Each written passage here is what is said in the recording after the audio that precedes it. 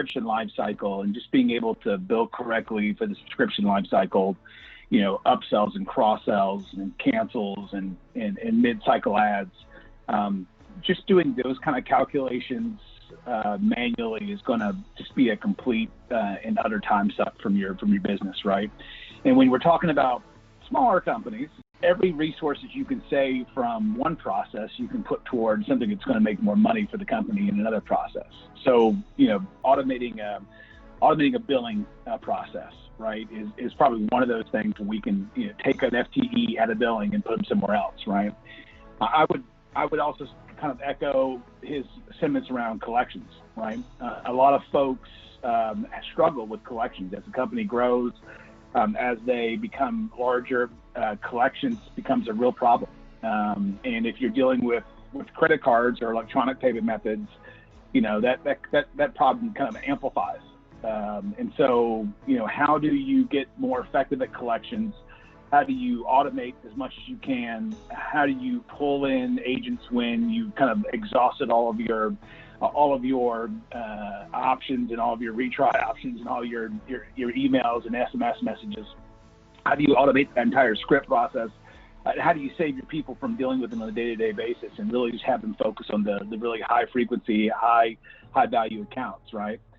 So that's another FTE you pull out. So you've got a billing FTE you can pull out, you got a tax FTE you can pull out, those are all great. The other one I would kind of say is, like, we see a lot of companies spending a lot of time on kind of back office operations.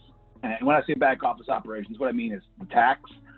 So, what's your tax liability? How much tax should I be paying? Who do I settle with, right? And when you look at tax, it's a complicated landscape, and it's getting more complicated, to be honest with you. The U.S., obviously, we've got 3 or 4 tax jurisdictions that you have to deal with in every locale. Are you compliant? Are you not compliant? Kind of thing. In Europe, it's a little bit easier on the tax calculation side because of the VAT tax.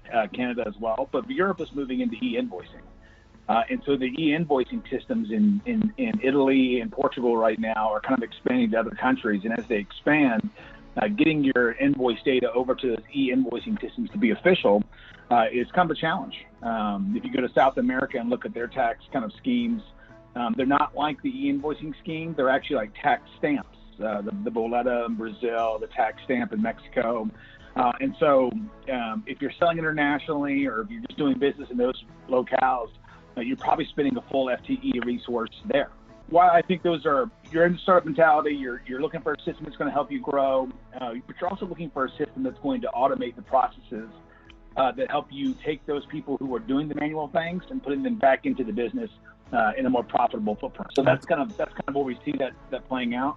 Now, I will say that I think the biggest thing for Salesforce and our biggest strength in the marketplace right now is the fact that we have a huge app exchange full of partners and vendors who specialize in tax remittance, in credit card transactions, in payment transactions, right? The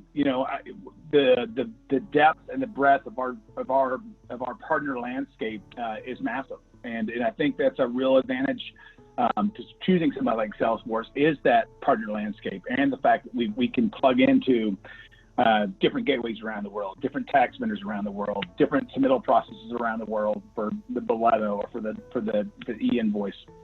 I think that's an advantage that smaller companies can take advantage of because they're scaled. The partner relationships are all scaled for small companies and large companies at the same time.